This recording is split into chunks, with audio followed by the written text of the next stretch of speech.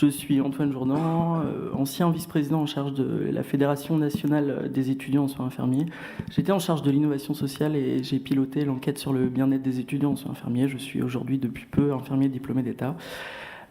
Sur la question comment prendre soin de ceux qui nous soignent, je vais tout d'abord me permettre de rajouter quelque chose, c'est comment prendre soin aussi de ceux qui nous soigneront, puisque vous imaginez bien que je vais vous parler aussi de la question des étudiants. On a beaucoup abordé la question des étudiants en médecine. Je pense qu'aujourd'hui et pour les années à venir, nous sommes dans une dynamique d'interprofessionnalité et d'interdisciplinarité, donc je me permettrai de parler des étudiants en santé de manière globale. Je pense aussi que la deuxième question qui convient de se poser, c'est comment apprendre à prendre en soin correctement si on n'est pas mis en capacité de prendre soin de nous-mêmes. Pour moi, c'est une question qui est collective et les organisations du travail et de la formation ont leur responsabilité sur cette thématique. Et pour moi, pour nous, à la FNESI, le premier problème, c'est qu'on se préoccupe trop peu de cette question-là. Et malheureusement, on peut parfois donner l'illusion de s'en préoccuper, mais on constate, encore une fois, toujours, et on l'a dit au cours de la journée, c'est la notion de tabou, où c'est quelque chose qui n'est pas tout à fait dit. Valérie Oslander en parle très bien, ça a été aussi évoqué tout à l'heure, c'est-à-dire qu'à travers son livre sur les maltraitances faites aux étudiants en santé, à la FNESI, bien évidemment, on est tout à fait d'accord avec les propos de Valérie Oslander. Notre précédente enquête, dont je vous parlerai plus tard, l'a malheureusement montré. Mais je pense qu'il faut à la fois saisir les pouvoirs publics, mais il faut aussi savoir être force de proposition, et il faut aussi avoir une certaine forme d'optimisme. Et là, pour moi, ce qui est assez beau aujourd'hui, c'est quand même de constater que la salle se vide petit à petit, mais qu'aujourd'hui, la salle était pleine pour parler de la question du bien-être des soignants. Alors, si vous me permettez, je vais commencer par le début du commencement. Donc, cette enquête, on l'a menée sur plusieurs mois. C'est une enquête par questionnaire qui a été répondue par 14 000 étudiants en soins infirmiers. Donc, on peut difficilement ne pas dire qu'ils ne se sentent pas concernés par cette question.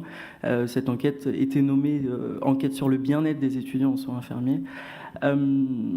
Pourquoi on a mené cette enquête ? Parce que depuis 17 ans, la Fédération nationale des étudiants infirmiers a à cœur de défendre les intérêts matériels et moraux des étudiants, tout en étant force de proposition. Puisque dénoncer, c'est bien, mais il faut aussi savoir proposer des choses.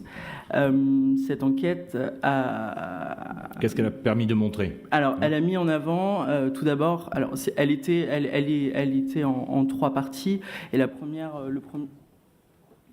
Ah, on vous a coupé le micro. Le premier élément qui est apparu, c'est une forte prévalence de la précarité chez les étudiants en soins infirmiers, avec des chiffres relativement inquiétants. On a 3/4 des étudiants infirmiers qui déclarent être obligés de travailler pour subvenir à leurs besoins financiers, et un étudiant sur 2 qui déclare être en mauvaise situation financière. À cela s'ajoute, et c'est là où il est important de poser le contexte, c'est que nous avons un système d'entrée par concours, et à partir de là, ça veut dire que à 100 € en moyenne le concours, avec en plus la nécessité d'en passer plusieurs, on constate une entrée dans la précarité avant même l'entrée dans les études. Est-ce qu'au cours de leur formation, leur santé se dégrade ? Est-ce que vous observez ça ? C'est ça qui... J'allais y venir parce que... Alors, j'aborde la question de la précarité parce qu'il y a un lien... il y a des défaillances dans la formation. Il y a un lien, en fait, entre la précarité et la santé, puisqu'on a aussi constaté que beaucoup d'étudiants renoncent aux soins pour des raisons financières. Bien sûr. Vis-à-vis de la santé, ce qu'on a constaté au travers des chiffres, donc je me permets vraiment de mettre un étudiant sur 2 de manière à pas être lourd et redondant avec des chiffres à virgule, etc. On a un étudiant sur 2 qui déclare que sa santé physique et psychologique s'est dégradée au cours de sa formation, puisque toutes questions ont été posées en débutant par depuis votre entrée en formation. Et puis voilà des chiffres qui sont particulièrement alarmants. 2 étudiants sur 3 qui se déclarent épuisés physiquement. 80% des étudiants qui déclarent être souvent ou tout le temps stressés, et puis malheureusement 1/3 des étudiants infirmiers qui déclarent faire des crises d'angoisse, et 2/3 des étudiants infirmiers qui déclarent consommer des médicaments psychotropes. on observe finalement des mauvais comportements de santé, alors même que les étudiants sont en phase de développer des compétences et des connaissances sur le bien-être et sur la santé. Et puis, bien évidemment, en découlent des comportements à risque. Le dernier élément qui ressort de l'enquête, c'est sur la question du vécu étudiant, avec ce qui a porté à débat et a permis aussi qu'on puisse lever aussi cette omerta-là, la question des maltraitances faites aux étudiants en santé, avec à peu près 40% des étudiants infirmiers qui se déclarent avoir déjà été victimes de harcèlement ou de discrimination depuis leur entrée en formation sur des lieux de stage ou dans les instituts de formation.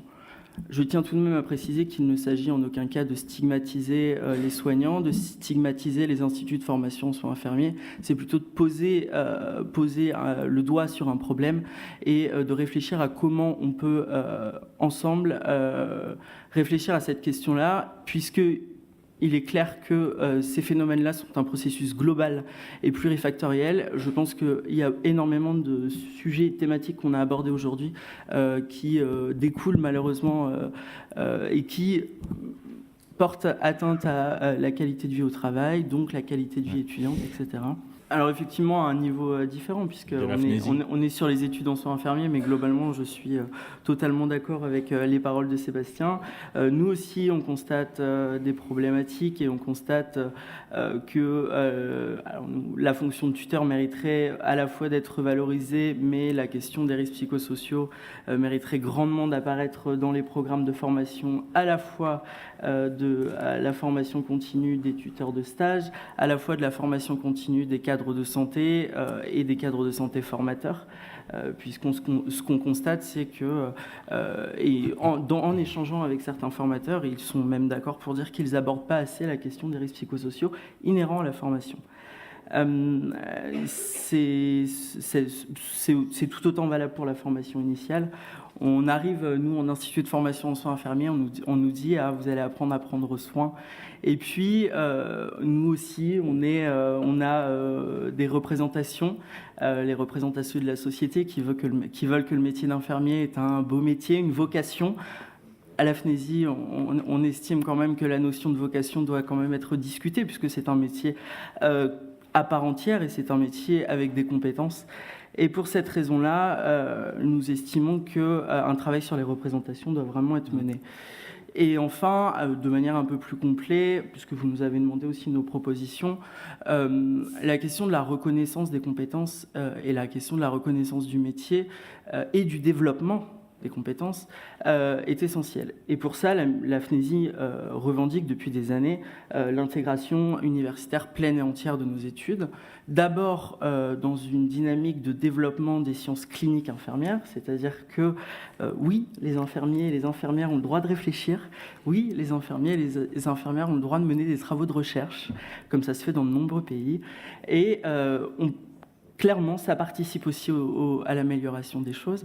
Et puis, de manière un petit peu plus spécifique, ce qu'on constate, c'est que les étudiants en soins infirmiers n'ont pas du tout les mêmes droits que les étudiants généraux, entre guillemets, même si on est étudiant tout autant. Et nous n'avons pas ou peu accès aux services universitaires de médecine préventive et de promotion à la santé et de services universitaires des activités physiques et sportives. Et ça fait partie aussi des raisons pour lesquelles nous revendiquons l'intégration universitaire. Il y a plusieurs autres sujets qui gravitent autour de la question du bien-être étudiant.